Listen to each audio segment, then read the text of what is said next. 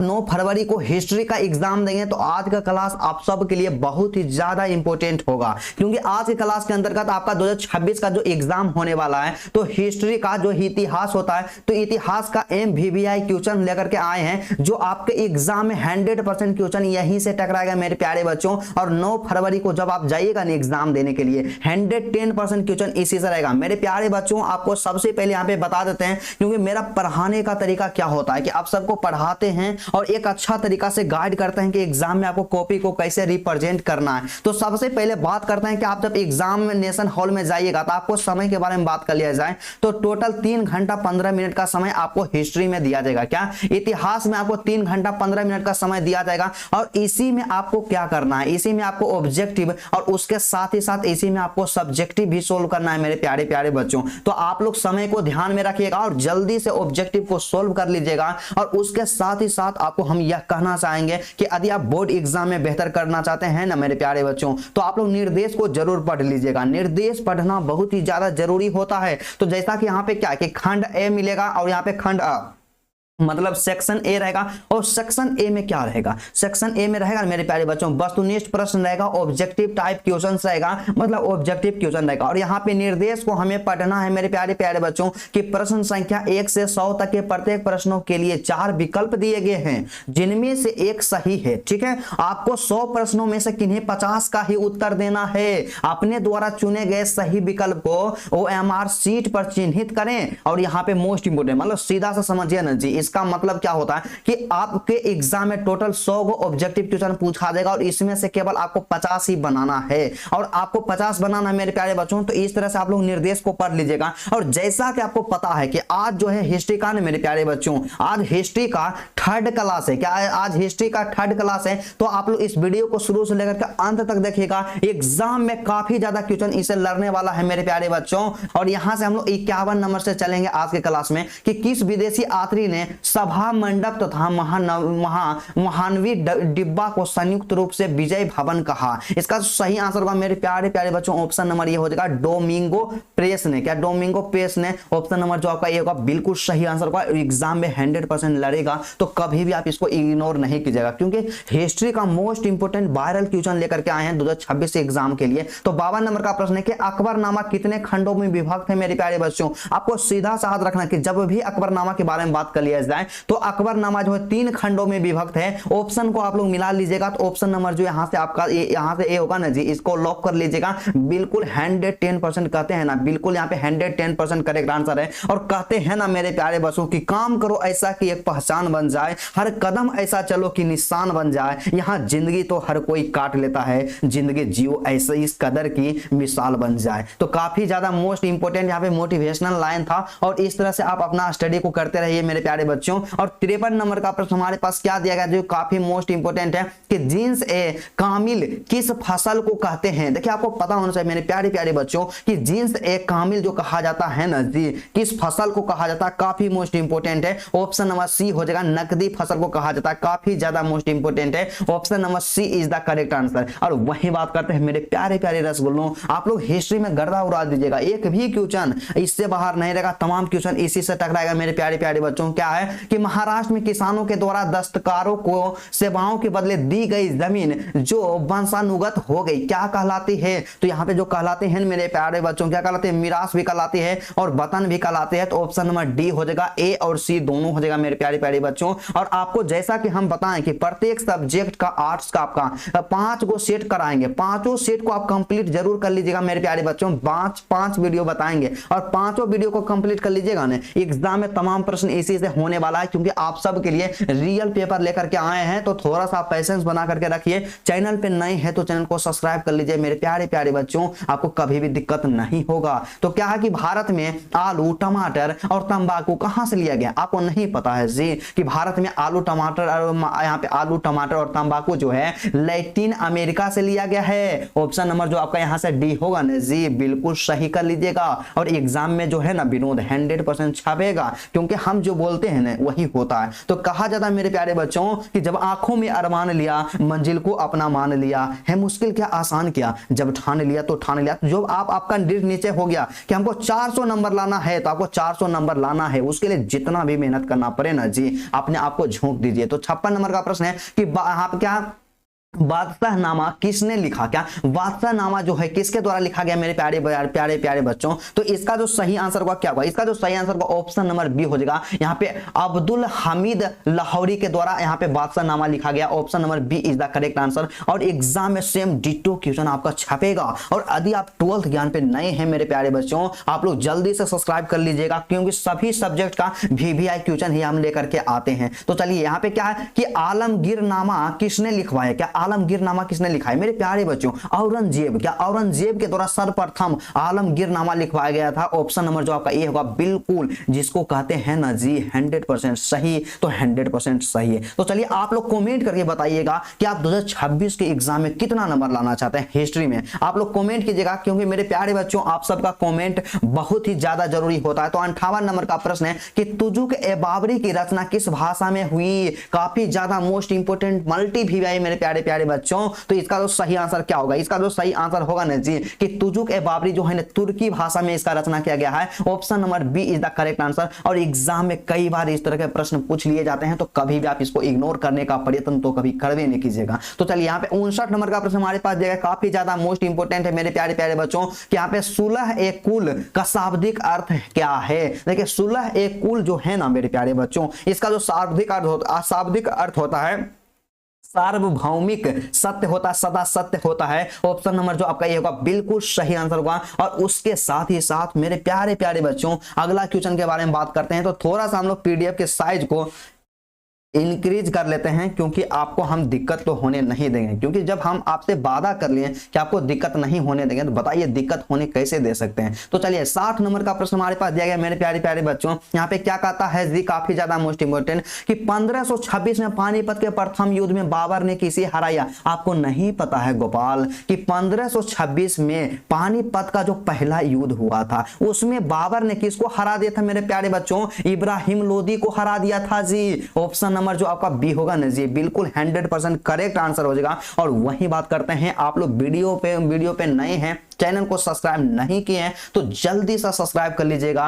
क्योंकि क्या होता है मेरे प्यारे बच्चों आप सबके लिए बहुत ही ज्यादा मोस्ट इंपोर्टेंट क्वेश्चंस लेकर के आते हैं। तो चलिए 61 नंबर का प्रश्न है कि अमेरिकी स्वतंत्रता संग्राम के दौरान ब्रिटिश सेना का कमांडर कौन था, जो बाद में बंगाल का गवर्नर जनरल बन गया। मेरे प्यारे बच्चों के अमेरिकी स्वतंत्रता संग्राम के दौरान ब्रिटिश सेना का जो कमांडर था और जो कि बाद में बंगाल का गवर्नर जनरल बन गया, कौन था मेरे प्यारे बच्चों, लॉर्ड कॉर्नवालिस था। ऑप्शन नंबर जो आपका ये होगा जी 110% करेक्ट आंसर होगा। और एग्जाम में 2026 का जो एग्जाम होगा इसे छापेगा, तो हिस्ट्री का multi VVI most important question लेकर के आए हैं। तो आप लोग इस वीडियो को शुरू से लेकर के अंत तक देखिएगा, आप सबका कई सारा प्रश्न इसी से रहेगा। तो चलिए उसके बाद थोड़ा सा यहाँ पे बस अपने आप को मैनेज करते रहे मेरे प्यारे प्यारे बच्चों, आपको कभी भी दिक्कत नहीं होगा, क्योंकि हम बोले ना कि जो हम बोलते हैं वही करते हैं, और जो नहीं बोलते हैं वह डेफिनेटली करते हैं मेरे प्यारे बच्चों। क्या है मैं 62 नंबर का प्रश्न कि यहाँ पे 5वीं रिपोर्ट में क्या शामिल था। देखिए 5वीं रिपोर्ट के बारे में बात कर लिया जाए मेरे प्यारे प्यारे बच्चों, तो 5वीं रिपोर्ट में क्या शामिल था, जमींदारों और रैयतों का, यहाँ पे रैयतों का अर्जिया भी शामिल था, कलेक्टरों की रिपोर्ट भी शामिल था, और राजस्व यहाँ पे विवरणियों से संबंधित संख्याएं तालिका भी संबंधित था। तो ऑप्शन नंबर जो आपका डी होगा ना जी, इनमें जितना दर्शाया गया सभी था, option number D is the correct answer. और मेरे प्यारे बच्चों अगला क्वेश्चन के बारे में बात करते हैं। तो प्रश्न संख्या हमारे पास 63 दिया गया। तो 63 नंबर का प्रश्न क्या है, 63 नंबर का प्रश्न है ना जी कि आनंद मठ किसकी कृति है। आपको नहीं पता है, बताइए आपको नहीं पता है कि आनंद मठ जो है किसकी कृति है, तो बंकिम चंद्र की कृति है। क्या किसकी कृति है, बंकिम चंद्र की कृति है। ऑप्शन नंबर जो आपका ये होगा बिल्कुल सही आंसर होगा जी। और वही बात करते हैं मेरे प्यारे प्यारे बच्चों कि आप लोग 2026 के एग्जाम में जब आप जाइएगा 9 फरवरी को हिस्ट्री का पेपर देने के लिए, तो तमाम प्रश्न इसी से छापेगा। तो क्या है कि यहाँ पे सूर्यास्त कानून किस पर लागू था। देखिए सूर्यास्त कानून जो था ना मेरे प्यारे बच्चों, जमींदारों पे लागू था। किस पे लागू था, जमींदार जो होते थे जमींदार पे लागू था। ऑप्शन नंबर जो आपका बी होगा बिल्कुल सही आंसर होगा। आपको नहीं पता, जब आप एग्जाम में जाइएगा, जैसे ही एग्जाम में आए सूर्यास्त कानून किस पे लागू था, तो जमींदार पे लागू था। Option number B is the correct answer. Answer. और वही बात करते हैं ना मेरे प्यारे प्यारे रसगुल्लों अगला क्वेश्चन के बारे में। तो यहाँ पे 65 नंबर का प्रश्न दिया गया जो कि काफी ज्यादा इंपोर्टेंट प्रश्न है। क्या कहता है जी कि दामिन इकोह का सीमांकन कब हुआ। देखिए दामिन इकोह का सीमांकन के बारे में बात कर लिया गया है। तो इसका जो सही आंसर क्या होगा, इसका जो सही आंसर होगा मेरे प्यारे बच्चों 1832 में हुआ था। ऑप्शन नंबर जो आपका यहाँ से बी हो जाएगा, बिल्कुल सही आंसर होगा। और वही बात करते हैं जी अगला क्वेश्चन के बारे में। तो यहाँ पे 66 नंबर का प्रश्न दिया गया। तो 66 नंबर का क्वेश्चन का सिंपल सा कहना है ना जी कि अमेरिका में गृह युद्ध कब हुआ था। देखिए अमेरिका में गृह युद्ध के बारे में बात कर लिया जाए तो अमेरिका में जो गृह युद्ध हुआ था मेरे प्यारे बच्चों कब हुआ था, 1861 में हुआ था। 1861 में। ऑप्शन नंबर जो आपका यहाँ से बी हो जाएगा, बिल्कुल सही आंसर होगा। और उसके साथ ही साथ अगला क्वेश्चन के बारे में बात करते हैं जो कि काफी ज्यादा इंपॉर्टेंट है। बस आपका टारगेट होना चाहिए, यदि आप 2026 के एग्जाम में 400 प्लस नंबर लाना चाहते हैं ना मेरे प्यारे बच्चों,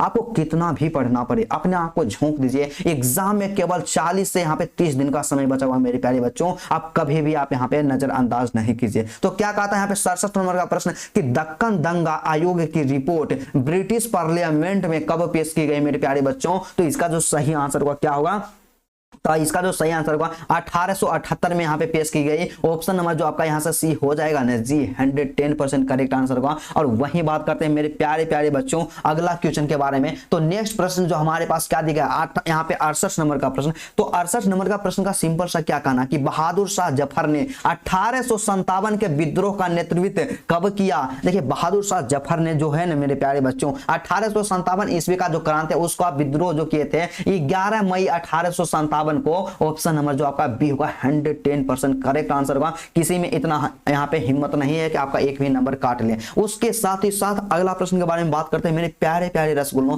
नेक्स्ट प्रश्न जो दिया गया 59 नंबर का प्रश्न। और उससे पहले भी हम भी यहाँ पे एक चीज कहना चाहेंगे मेरे प्यारे बच्चों आप सब के लिए कि हम भी दरिया हैं, हमें अपना हुनर मालूम है। क्या हम भी दरिया हैं, हमें अपना हुनर मालूम है, जिस तरफ भी चल पड़ेंगे रास्ता हो जाएगा। काफी ज्यादा इंपॉर्टेंट लाइन था मेरे प्यारे प्यारे बच्चों। तो क्या है कि कुशासन का आरोप लगाकर अंग्रेजों ने अवध का अधिग्रहण कब किया मेरे प्यारे प्यारे बच्चों। तो इसका जो सही आंसर होगा ना जी, इसका सही आंसर क्या होगा 1856 में। क्या 1856 में। ऑप्शन नंबर जो आपका यहां से डी हो जाएगा, बिल्कुल सही आंसर होगा। और उसके बाद अगला क्वेश्चन के बारे में बात करता हूं। थोड़ा सा आप कमेंट करके बताइएगा कि आज का मोटिवेशन जो हम लोग यहाँ पे दे रहे हैं शायरी के माध्यम से, तो आपको कैसा लग रहा है थोड़ा सा कमेंट कीजिएगा। तो 1857 के विद्रोह के समय भारत का गवर्नर जनरल कौन था मेरे प्यारे बच्चों। आपको नहीं पता है जी, बताइए थोड़ा नहीं पता है कि 1857 के विद्रोह के समय भारत का जो गवर्नर जनरल था कौन था मेरे प्यारे बच्चों, लॉर्ड कैनिंग था। कौन था, लॉर्ड कैनिंग था। Option number C is the correct answer, option number C हो जाएगा। ठीक है। और उसके साथ ही साथ अगला क्वेश्चन के बारे में बात करते हैं, काफी ज्यादा इंपॉर्टेंट और दिल के धड़कन को तेज करने वाला क्वेश्चन है मेरे प्यारे प्यारे बच्चों कि किस अधिनियम द्वारा बंगाल के सिपाहियों को समुद्र पर भेजने की व्यवस्था की गई। तो इसका जो सही आंसर होगा कौन सा हो जाएगा मेरे प्यारे बच्चों। तो इसका जो सही आंसर होगा ना जी, यहाँ पे समान सेवा भर्ती अधिनियम 1856 के तहत। ऑप्शन नंबर जो आपका ये होगा, बिल्कुल 110% करेक्ट आंसर होने वाला है। और वही बात करते हैं मेरे प्यारे प्यारे बच्चों, काफी ज्यादा मोस्ट इंपोर्टेंट है, यहाँ पे मोस्ट इंपोर्टेंट क्वेश्चन आपका होने वाला है। तो चलिए 72 नंबर का प्रश्न हमारे पास दिया गया है जो कि मोस्ट इंपोर्टेंट है यहाँ पे कि 1857 के विद्रोह के समय फैजाबाद में डंका शाह के नाम से कौन विख्यात थे मेरे प्यारे बच्चों। आपको नहीं पता, आपको सिंपल नहीं पता तो आप लोग याद कर लीजिए। क्या होता है मेरे प्यारे बच्चों कि 1857 का जब क्रांति हुआ था उस समय फैजाबाद में डंका शाह के नाम से कौन प्रसिद्ध थे मेरे प्यारे बच्चों। यहाँ पे ऑप्शन नंबर बी मौलवी यहमुदुल्लाह। ऑप्शन नंबर जो आपका होगा यहाँ से बी, बिल्कुल सही आंसर होगा।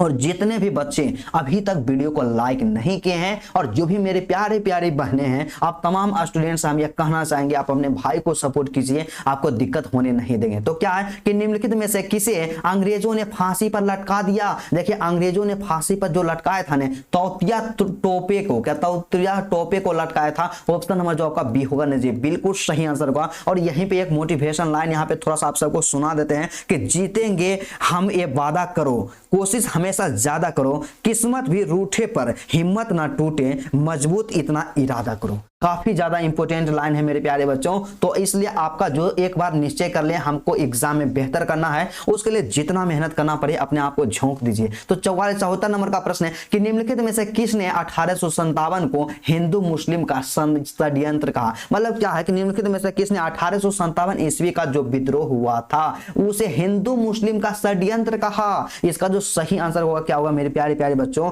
ऑप्शन नंबर बी हो जाएगा, जेम्स आल्ट्राउन यहाँ पे आउट्रम ने कहा था। Option number B is the correct answer. और वही बात करते हैं ना जी आज के क्लास का सबसे अंतिम प्रश्न के बारे में। तो यहाँ पे काफी ज्यादा इंपॉर्टेंट है, 75 नंबर का प्रश्न काफी ज्यादा इंपॉर्टेंट है कि 1857 का विद्रोह का तत्कालीन यहाँ पे कारण क्या था। मतलब सीधा सा समझे नहीं, उतना हम कुछ आपको नहीं बताएंगे, एक ही चीज आपको बताएंगे मेरे प्यारे बच्चों कि 1857 में जो लड़ाई हुआ था ने किस कारण से हुआ था। तो उसका जो कारण था ना कि चर्बी वाले कारतूस के कारण। क्या चर्बी वाले कारतूस के कारण। ऑप्शन नंबर जो आपका डी होगा बिल्कुल सही होगा। मेरे प्यारे बच्चों आज की क्लास में जितने भी इंपॉर्टेंट वीवीआई ऑब्जेक्टिव था तमाम क्वेश्चन का सॉल्यूशन करवा दिए हैं। और यदि आपको वीडियो अच्छा लगा ना जी सबसे पहले आप लोग दिल से वीडियो को लाइक कर दीजिएगा, ठीक है। और उसके बाद चैनल पे नए हैं तो चैनल को सब्सक्राइब करके अपना दोस्त बन जाइएगा। एग्जाम तक आपके कदम से कदम मिला करके चलेंगे। और आप एक कमेंट करके बताइएगा कि आप कमेंट करके बताइएगा आपको किस सब्जेक्ट में दिक्कत है। 100% मैं आपको गारंटी देता हूं कि उस पर हम आपको क्लास जरूर करवाएंगे। तो चलिए आज की क्लास यहीं तक रहता है, फिर आपसे मिलते हैं नेक्स्ट वीडियो में और नेक्स्ट टॉपिक के साथ। तब तक के लिए जय हिंद।